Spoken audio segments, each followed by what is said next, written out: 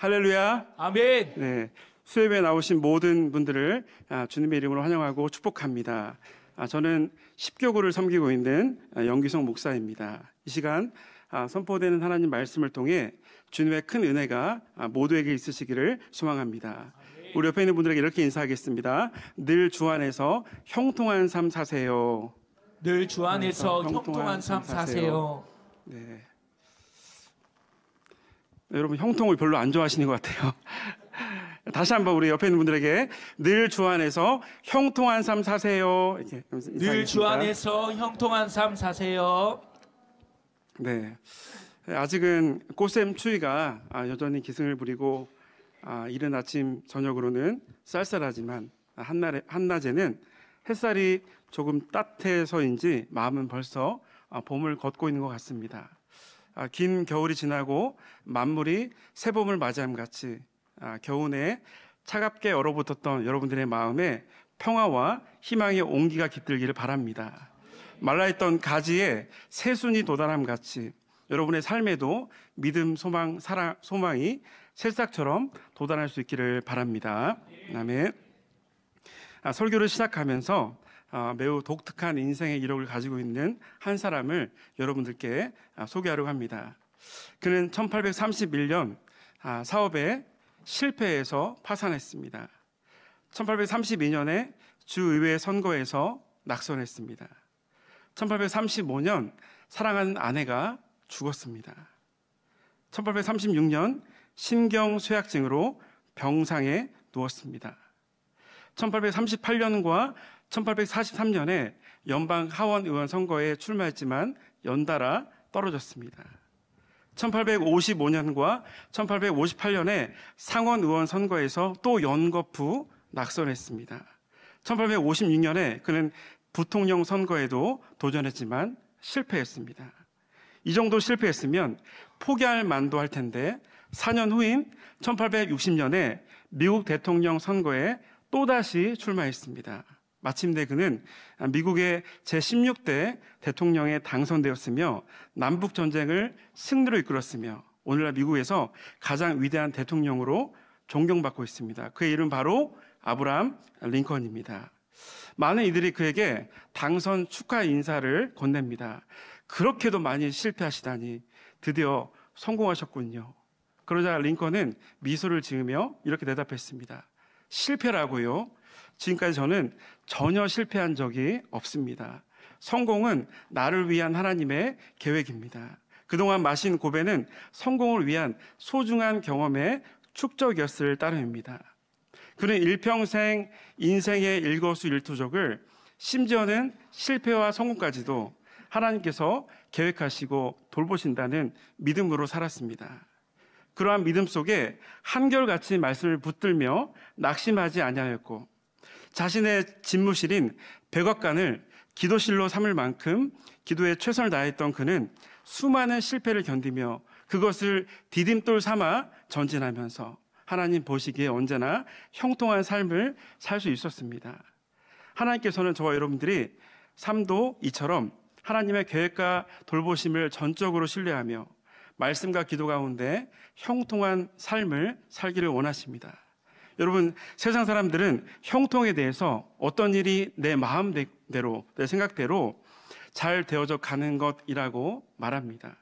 그러나 그리스도인들에게 있어서 형통은 하나님께서 저희에게 원하시는 일들이 우리의 삶에서 하나하나 이루어지는 것을 의미합니다. 간절히 바라기는 올 한 해 여기 계신 분들 모두 하나님의 뜻을 흔들림 없이 이루어 가시면서 형통의 삶을 살아가시기를 주님의 이름으로 축원드립니다. 아멘. 오늘 함께 읽은 본문은 유다의 네 번째 왕 여호사밧 왕에 관한 말씀입니다. 그는 앞서 제가 말씀드렸던 것처럼 하나님께서 주시는 형통의 복을 누렸다고 말씀드릴 수 있습니다. 이를 5절에서 확인할 수 있는데 우리 함께 5절의 말씀 다 함께 읽어보겠습니다. 그러므로 여호와께서 나라를 그의 손에서 견고하게 하심에 유다 무리가 여호사밧에게 예물을 드렸으므로 그가 부귀와 영광을 크게 떨쳤더라. 여러분, 그렇다면 그가 어떻게 해서 하나님께서 주시는 형통의 복을 누리게 된 것일까요? 다시 질문을 바꿔서 형통의 문을 여는 그의 신앙이 어떠했을까요? 오늘 본문의 말씀을 통해서 함께 확인해 보기를 원합니다. 먼저 여호사밧의 신앙은 하나님을 최고로 여기는 신앙이었습니다. 우리 함께 다시 한번 3절 말씀 읽도록 하겠습니다. 여호와께서 여호사밧과 함께 하셨으니 이는 그가 그의 조상 다윗의 처음 길로 행하여 바알들에게 구하지 아니하고. 여러분 3절을 보시면 그가 그의 조상 다윗의 처음 길로 행하여 바알들에게 구하지 아니하였다라고 말씀합니다. 여러분 당시 가나안 지방에서 바알은 모든 신들 중에 가장 강력한 신으로 추앙받았으며 농경 문화권에 속한 사람들은 겨울을 가져오는 죽음의 신을 물리치고 봄에 비를 뿌려준다고 여겨 바알을 최우선적으로 숭배하였습니다. 하나님의 백성인 이스라엘 백성들의 삶도 영향을 받아서 바알을 섬기며 하나님 앞에 구별되지 못한 삶을 살게 되었습니다. 여러분 문자적으로 바알은 주인이라는 의미인데요. 바알이라는 단어의 뜻이 의미하는 바대로 여호사밧 시대의 이스라엘 백성들도 참으로 안타깝게도 하나님이 아니라 바알을 주인으로 섬겼습니다. 여러분 저는 설교를 준비하다가 각종 데이터의 홍수 속에 살아가고 있는 현대인들에게 컴퓨터 알고리즘과 빅데이터가 새로운 우상으로 등장했다는 흥미로운 칼럼을 읽게 되었습니다. 여러분 숭배자들은 알고리즘을 신으로, 데이터를 말씀으로 여긴다고 합니다. 만약 저와 여러분들이 나는 자연인이다 라는 TV 프로그램을 좋아한다고 가정해 보겠습니다. 그리고 유튜브로 그 프로그램 제목을 여러 번 검색해 시청해 본다면 그 이후에는 온통 자연, 전원, 산속에 혼자 살기 등의 영상이 마구 추천될 수 있습니다. 알고리즘이 마치 신처럼 우리의 속마음을 훤히 알고 우리를 그쪽으로 몰아가고 있다는 느낌을 받습니다.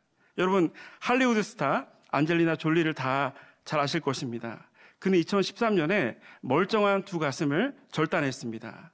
유전자 조사 결과 앞으로 유방암에 걸릴 확률이 87%라는 데이터의 조언에 근거해 미리 절제 수술을 한 것입니다. 데이터를 무한 신뢰하는 단적인 예가 아닐 수 없습니다. 여러분 상당수의 미래학자들은 각종 데이터의 홍수 속에 살아가며 양질의 정보를 생산하도록 요청받는 현대인들이 앞으로 자신의 인생을 데이터에 의존할 것이라고 예언합니다. 여러분 이 칼럼을 적용해 볼 때 현재 저와 여러분들이 과도하게 맹신하며 하나님이 아니라 의지하며 찾고 구하는 것들에는 어떤 것들이 있습니까?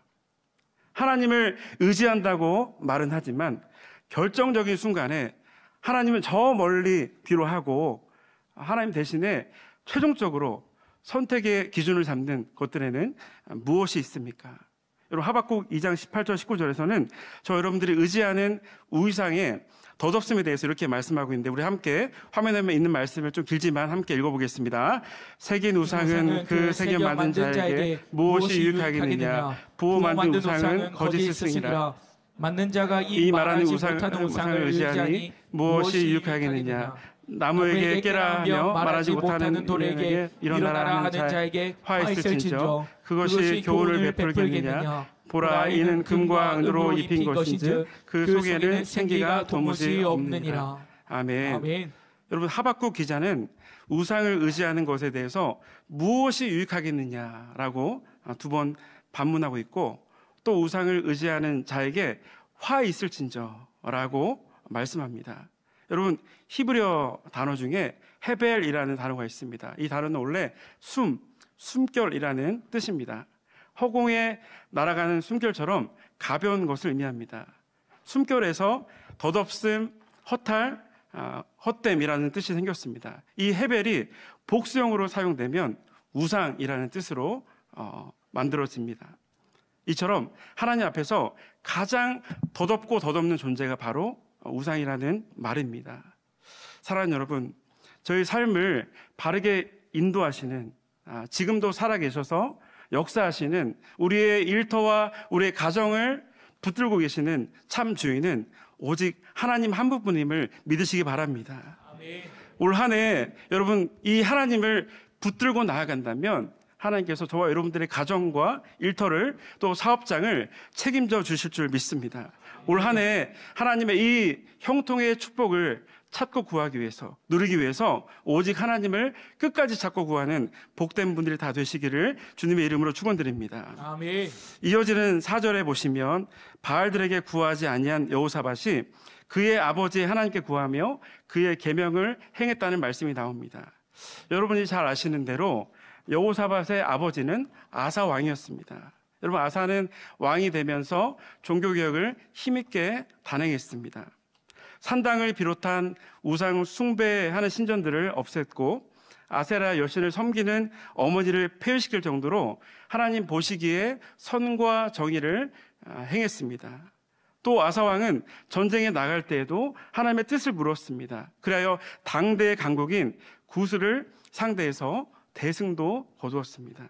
이처럼 아사왕은 점점 하나님과 사람들에게 인정받는 삶을 살았습니다. 그런데 일평생 하나님을 섬기면서 선정을 베풀 것 같았던 이 아사왕이 한순간에 무너집니다.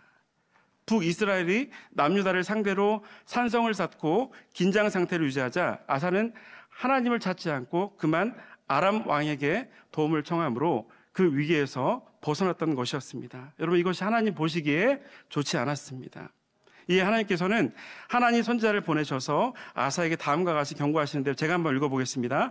그때 선견자 하나니가 유다왕 아사에게 나와서 그에게 이르되 왕이 아람 왕을 의지하고 왕의 하나님 여호와를 의지하지 아니하였으므로 아람 왕의 군대가 왕의 손에서 벗어났나이다. 여러분, 그러자 아사 왕은 하나님 앞에 회개하며 마음을 돌이키기는커녕 분노했습니다. 바른 소리하는 선지자를 옥에 가두고 백성들 가운데 몇 명을 학대하기까지 했습니다. 그리고 왕이 된 지 39년째 곧 말년에 그의 발에 못된 병이 들었을 때에도 아사는 하나님을 찾지 않고 나라의 의원들을 찾아갔습니다. 역대하 10장 12절 제가 한번 읽어보겠습니다. 아사가 왕이 된 지 39년에 그의 발이 병들어 매우 유혹했으나 병이 있을 때 그가 여호와께 구하지 아니하고 의원들에게 구하였더라. 그는 결국 하나님께 구원을 받지 못하고 발병으로 죽습니다. 여러분, 이를 모를 리 없었던 여호사밧은 아버지의 잘못된 전철이 아니라 아사왕 초기에 행했던 좋은 본을 따라 하나님을 굳게 찾고 의지하기로 결심했습니다. 여러분, 그 대표적인 증거가 무엇이었습니까? 1, 2절 보시면 우리 다 같이 한번 읽어보겠습니다. 아사야의 왕의 아들 여호사밧이 뒤를 이어 왕이 됐고 이스라엘에 대항하기 위해 스스로 힘을 길렀습니다. 그는 유다의 모든 유세들의 군대를 주둔시키고 유다와 그 아버지 아사가 함락시킨 에브라임 성들의 군대를 두었습니다. 여러분, 1, 2절을 우리말 성경으로 보니 왕이 이스라엘에 대항하기 위해 1절에 보시면 스스로 힘을 길렀다고 말씀하고 있습니다. 아람 왕을 의지한 아버지의 전철을 밟지 않으려고 자주 국방의 길을 선택했던 것입니다. 또 2절을 보실 때 유다의 모든 성읍들에 군대를 주둔시키고 에브라임 성읍들에도 수비대를 배치하여 철통, 보안, 태세를 유지하였습니다. 여러분, 성경이 이렇듯 그의 노력을 자세히 언급한 것은 그의 전략과 지혜로움을 보여주기 위한 것일 수도 있으나 궁극적으로는 그가 하나님만을 철저하게 의지하였음을 보여주기 위한 것입니다. 더 이상 아람과 어설픈 동맹을 맺지 않고 대신 오직 하나님만을 굳게 신뢰함으로 하나님과만 동맹을 체결하겠다는 행보였던 것입니다. 그 결과 그의 시대에 남유다는 평안하였고 여호사밧 자신은 부귀와 영광이 극에 달하였습니다. 사랑하는 여러분, 현재 여러분들은 어떤 대상을 동맹자로 삼고 계십니까? 혹시 하나님이 아닌 다른 사람들이나 보이는 것들을 동맹자로 삼고 도움을 청하고 계시지는 않으십니까? 한 가지 기억하실 것은 저 여러분들이 세상에서 동맹자를 구하게 될 때에 그것들이 여러분에게 일시적인 만족과 유익을 줄 수 있을지 모르겠으나 정작 위기의 순간에는 그것들로부터 아무 보호도 피난처도 그 어떤 피난처도 제공받을 수 없으므로 여러분은 무방비한 상태로 큰 공경을 당하게 된다는 것입니다.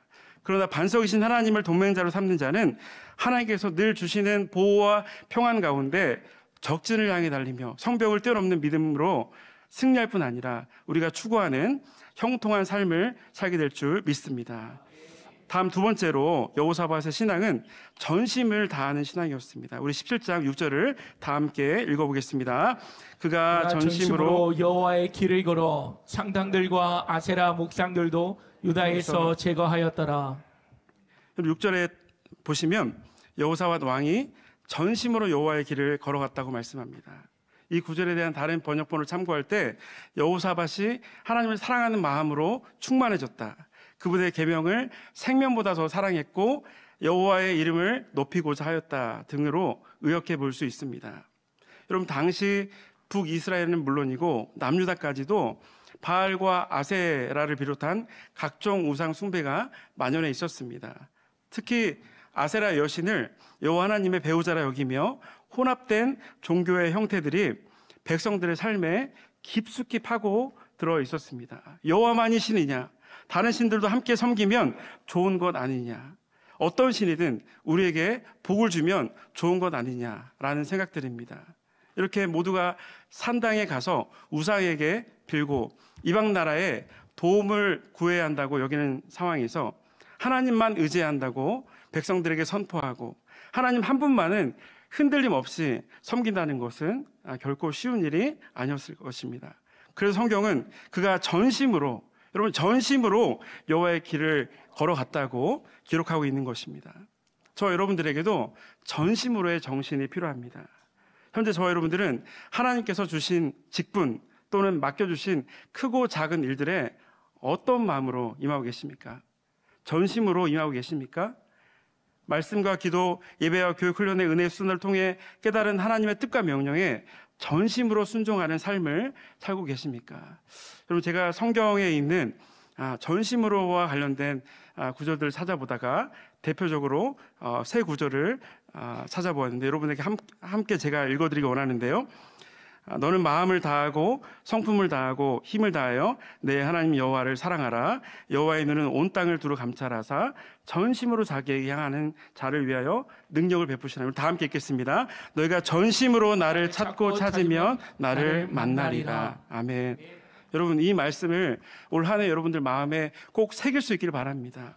올 한 해 늘 마음을 다하고 뜻을 다하고 힘을 다하여 하나님을 전심으로 사랑할 수 있기를 바랍니다. 어떤 갈림길의 문제나 유혹들이 우리들 가운데 있을 때 굴복하지 않고 하나님께 충성하는 복된 분들이 될 수 있기를 바랍니다. 여러분, 제가 대신방 때 설교를 전하면서 많은 분들에게 이런 말씀을 드렸습니다. 여러분, 공부나 여러 가지 것들은 평준화가 되더라도 절대로 신앙만큼은 평준화가 되면 안 됩니다.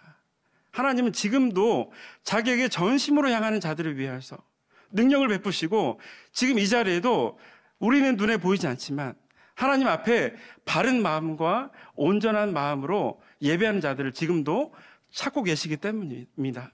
저는 여러분들이 그 하나님 마음에 합한 그런 분들이 될 수 있기를 바랍니다. 여러분, 그리고 매 순간 그리고 위기의 순간에서 온 땅을 두루 감찰하신 하나님께 마음을 열고 전심으로 향하시면서 베푸시는 하나님의 능력을 매일의 양식으로 삼는 복된 모델 되시기를 바랍니다. 올 한 해 저 여러분들이 그토록 성취하기 원하는 목표가 있을 것입니다. 저도 있습니다.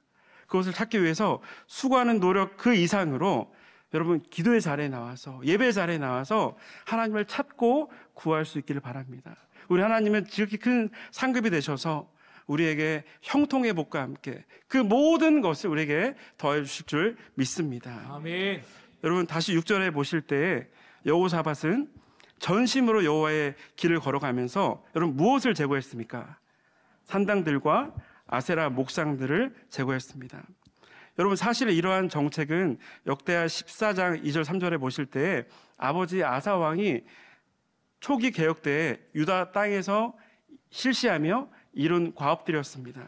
그런데 여호사밧 왕이 이를 다시 행했다는 것은 아사의 통치 말기에 해이해진 틈을 타서 유다 백성들이 다시 그것들을 세우고 숭배했기 때문이었습니다. 이와 마찬가지로 저희 여러분들 내면에서도 매 순간 하나님을 의식하면서 하나님만을 전심으로 찾지 않는다면 온갖 우상들이 저 여러분들의 마음속에 독보서처럼 자라나서 우리의 내면을 잠식할 수 있습니다. 우리가 하나님을 아무리 보고 싶어도 온갖 우상들로 인해서 우리가 하나님을 보지 못합니다. 여러분, 얼스킨 테올로지컬 세미나리에 디렉터 및 겸임 교수로 활동하시는 매튜 밀러라고 하는 분이 계시는데요.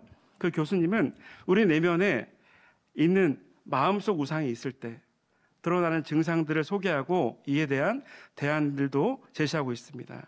그분의 통찰력을 소개하고 여러분들에게 적용하길 원하는데요. 먼저 마음속 우상 여부를 드러내는 첫 번째 증상은 별다른 생각을 할 게 없을 때 그것에 관한 생각이 계속해서 떠오르는 경우입니다. 이는 마치 우리의 마음 한구석에 접착제처럼 딱 붙어서 지속적인 관심을 요구합니다. 여러분, 그것들은 내가 응원하는 스포츠팀의 다음 경기 승리, 좋아하는 드라마의 다음 이야기, 긴급한 직장 문제, 자녀 문제 등일 수 있습니다. 여러분, 제가 요즘에 우리 자녀들과 함께 8시쯤에 KBS인가요? 이렇게 요즘 신데렐라 게임을 하더라고요. 처음에는 아무런 관심이 없었는데 보다 보니까 빠지게 돼요. 되게 재밌고 사실 지금도 오늘 어떤 스토리가 전개될까 이런 마음들이 있습니다. 여러분, 특별히 예배 전에 여러분들이 뭐 스포츠 경기를 보고 온다든지 또 어떤 영화를 보고 올 때 그 잔상이 우리 마음속에 남아 있어요. 그래서 예배 때 집중하지 못하는 경향이 있습니다. 여러분들 안에 많은 생각들이 있어요. 우리 사람은 하루에 2만 번 정도 생각을 한다고 합니다. 2만 번 정도 생각하는데 그 생각들이 꼬리에 꼬리를 물고 여러분, 심지어 지금 이 시간에 예배를 드리는 이 순간에도 우리 마음속에 자꾸 우리가 마음속에 있는 접착제처럼 딱 붙어있는 그 무엇인가가 자꾸 우리 마음을 떠오르게 되는 그런 경우가 있습니다. 우리 한번 옆에 있는 분들 이렇게 한번 물어보겠습니다. 지금 하나님만 바라보며 예배하는 거 맞으시죠? 네.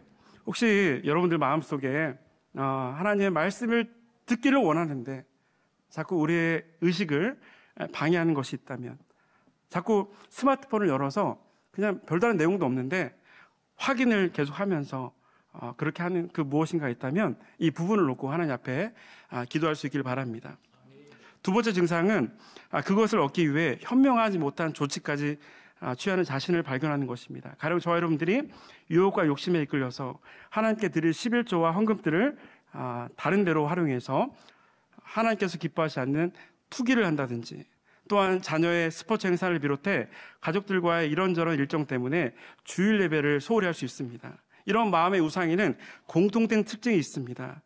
저와 여러분들이 말씀과 기도 가운데 깨어 있었다면 결코 하지 않았을 일을 하게 할 뿐더러 한 걸음 더 나아가서 그것을 합리화하고 변명하도록 한다는 점입니다. 여러분, 제가 이전 교회에 11월 달에 제가 이제 마치고 왔는데요. 10월 달까지 여러분, 제가 신방 전화할 때 교회를 못 나오는 이유 중에 지속적으로 제가 많이 들었던 게 있었는데 어떤 것인지 혹시 아십니까? 코로나 때문에 못 나온대요. 아직까지. 코로나가 지금 지났는데 코로나 때문에 제가 예배를 못 나오고 있습니다 라고 하시는 분들이 있어서 제 마음이 참으로 아팠습니다. 가령 이와 같은 변명들이에요. 이번 투자만 성공하면 나중에 지금 못한 헌금 몇 배는 할 수 있습니다. 내 아이가 주일에 교회 간다고 토너먼트에 참가하지 않으면 팀원들이 얼마나 실망하겠어요. 그것이 전도에 도움이 되겠습니까? 믿지 않는 가족들을 자꾸 만나야 나중에 교회 데리고 올 수 있지 않겠어요? 이런 변명을 하면서 우리가 하나님 앞에 목숨과도 바꿀 수 없는 그런 주일 예배를 소홀히 하는 경우가 있다는 것입니다. 여러분, 심지어 자기 목숨과 관련해서 위험한 생각까지 하는 분도 있습니다. 예전에 읽었던 어느 책에 실린 어떤 한 가장 이야기인데요. 그는 생활 속 어려움의 문제로 많은 어려움을 겪고 있었는데 꼬리에 꼬리를 물고 주일 예배까지 온통 생각했던 그는 이러한 비현실적인 상상까지 했다고 합니다. 우리 집이 많이 어려운데 내가 만약 가족들을 위해서 이 목숨을 끊는다면 우리 가족들은 풍족한 보험금을 지급받을 것이고 돈 걱정 없이 행복하게 살 수 있을 거야. 이것이 아빠로서 남편으로 할 수 있는 마지막 일이 될 거야. 제가 이것을 보면서 너무 놀랐고 너무 마음이 아팠고 지금도 여기 계신 우리 가장분들 중에 이 정도까지는 아니지만 엄청나게 많은 고민하신 분들이 있겠다라는 생각이 들었습니다. 여러분, 우리 마음속에 이 지경까지 하나님께서 기뻐하지 않는 일을 합리화하면서까지 생각하는 정도에 이르렀다면 그것은 이미 우리의 마음속에 우상이 깊이 자리 잡았다는 신호입니다. 이어서 매튜 밀러 교수님은 이러한 문제를 겪는 이들에게 세 가지를 하도록 강력히 권면하는데요. 이 첫 번째는 그것에 관해서 주님께 정직하게 털어놓는 것입니다. 예를 들어서 기도와 예배보다 우상이 되는 것에 더 많은 시간과 에너지를 쏟는 삶을 살았음을 겸손히 고백하는 것입니다. 하나님께 드리는 시간보다 그 우상을 이뤄가기 위해서 공들이고 노력했던 그 시간이 더 많았음을 하나님 앞에 고백하는 것이죠. 또 우상이 잘 될 때 기쁨과 안정을 느끼고, 이와는 반대로 우상이 위협받거나 사라질 위험이 있을 때 극심한 스트레스, 분노, 우울함, 절망을 느낀 경험들을 하나님 앞에 정직히 고백하는 것입니다. 여러분, 이러한 고백으로부터 먼저 우리의 치유가 시작되는 것입니다. 둘째로 이 우상이 어떻게 우리를 속이고 있는지 주님께 보여달라고 간구하는 것입니다. 지금 저 여러분들이 서 있는 바로 그곳에서 하나님의 자녀라면 당연히 누려야 할 기쁨과 만족, 구원의 감격을 그 우상이 어떻게 앗아가고며 속이고 있는지 보여달라고 기도하는 것입니다. 세 번째로 마음속 우상의 소리를 거부하고 겸손히 주님과 동행할 수 있는 방법을 가르쳐달라고 기도하는 것입니다. 미국의 하비스트 바이블 교회 담임 제임스 맥도널드 목사는 하나님의 임재는 우리 시대의 교회에 바짝 마른 땅을 다시 적실 수 있는 유일한 생수이며 하나님과의 긴밀한 관계가 살아있는 벌티컬 처치, 수직적 교회를 추구한다면서 이렇게 말했습니다. 우리의 우상은 우리 자신이다. 인간의 근본적인 딜레마는 하나님을 의식하지 않는 것이다. 아니라 결정적인 순간에 하나님이 아닌 자신을 선택하는 것이다. 나의 신실한 종교성, 나의 재물, 나의 완벽한 가정, 나의 끝없는 야망, 이것들은 교회가 제거해야 할 우상이다. 사랑하는 여러분, 하나님보다 더 중요하게 여기는 것들이나 완벽과 야망과 같은 탐심을 내려놓고 하나님 중심의 수직적 관계를 회복하며 하나님의 인재를 경험하기 위해서 오늘처럼 여러분들이 예배 자리와 기도의 자리에 나올 수 있기를 바랍니다. 여러분, 사도 요한은 요한 1서 5장 21절에서 너희 자신을 지키라고 했습니다. 너희 자신을 지켜 우상에게서 멀리하라 라고 했고요. 골 3장 5절에는 그러므로 땅에 있는 지체를 죽이라. 곧 음란과 부정과 사욕과 악한 정욕과 탐심이니 탐심은 우상 숭배니라 라고 했습니다. 전심으로 하나님 앞에 회개하며 우상들을 죽이며 멀리하는 결단을 할 수 있기를 바랍니다. 그럴 때 하나님께 주시는 평안을 다시금 누리며 올 한 해 2025년을 형통의 한 해로 보내게 될 줄 믿습니다. 마지막으로 여호사밧은 개인 혼자서만 하나님의 형통을 누리는 것으로 그치지 않고 축복을 다른 이들에게 흘려보내는 신앙이었습니다. 우리 7, 8, 9절 함께 한번 읽어보도록 하겠습니다. 그가 왕에 있은 지 3년에 그의 방백들을 보내어 유다 여러 성읍에 가서 가르치게 하고 또 그들과 함께 레위 사람을 보내고 또 저희와 함께 제사장을 보냈더니 그들이 여호와의 율법책을 가지고 유다에서 가르치되 그 모든 유다 성읍들로 두루다니며 백성들을 가르쳤더라. 아멘. 아멘. 여러분, 여호사밧이 제위 3년에 방백들과 레위 사람들과 제사장들을 보내서 유다 백성들에게 하나님 말씀을 가르치게 했습니다. 가르칠 뿐만 아니라 그들의 삶에 뿌리를 내리도록 했습니다. 여러분, 우리말 성경에는 이 방백들을 신하들로 번역했습니다. 여러분, 아사왕과 여호사밧 두 왕이 우상 철폐에는 어느 정도 성공했지만 더욱 박차를 가해야 할 일이 있었는데 이는 말씀을 중심으로 한 종교 개혁이었습니다. 비록 유다 백성들이 우상을 제거하고 과거의 죄악을 청산한다 할지라도 그들 마음속에 진정으로 하나님을 찾는 마음이 없다면 결국 다시 우상 숭배에 빠지게 될 것입니다. 그래서 여호사밧 왕은 백성들이 하나님의 뜻을 깨닫고 순종하는 삶을 살도록 말씀에 깊이 뿌리 내리고자 방백들을 보내고 레위인들을 보내고 제사장들을 보내서 하나님 말씀을 두루두루 다니며 가르치게 하며 그 삶에 뿔을 내리도록 했던 것입니다. 사랑하는 여러분, 참된 신앙의 최종 종착지는 하나님 말씀 앞으로 인도함 받는 것입니다. 말씀 명령한 대로 바르게 순종하며 사는 것인 줄 믿으시기 바랍니다. 여러분, 참으로 안타까운 것은 우리 주변에 보실 때 예배의 말씀 그리고 기도에 믿음의 뿔을 내지 못하는 성도들이 참으로 많이 있는 것 같습니다. 주일 예배를 포함한 모든 공예배를 소홀히 하고 각종 말씀 모임과 훈련에 뛰어들지 못합니다. 하나님과 재물 사이에 겸하여 섬기기 때문에 온전한 마음과 담긴 헌금을 드리지 못하는 경우도 많이 있는 것 같습니다. 말씀이 마음판에 부딪히지 못하고 말씀을 통해 하나님을 인격적으로 만나지 못하면서 신앙이 성숙하지 못하고 주변을 배회하는 신앙에 머물러 있습니다. 사랑하는 여러분, 이 말씀을 들으시면서 여러분 주변에 어떤 분들이 생각나십니까? 어떤 분들은 구역 식구들이 떠오를 수 있습니다. 교회에 몇 개월 이상 나오지 않는 교우들이 생각날 수 있습니다.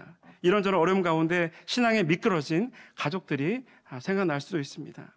간절히 바라기는 저와 여러분들이 여호사밧의 마음으로 예수님의 심장으로 그분들에게 손을 내미시며 그리스도의 환대를 제공하고 그들을 다시 말씀의 장으로 하나님 앞으로 초청하실 수 있는 은혜를 경험하실 수 있기를 바랍니다. 아멘. 혹시 이런저런 이유로 여러분 대신방을 못 받으신 분들이 계시다면 아직 늦지 않았습니다. 교구 담당 목회자가 요청하여 2월을 지나기 전에 꼭 신방 받도록 권면하실 수 있기를 바랍니다. 여러분 저도 우리 이번에 이제 10교구 신방을 한 126건 정도 했는데요.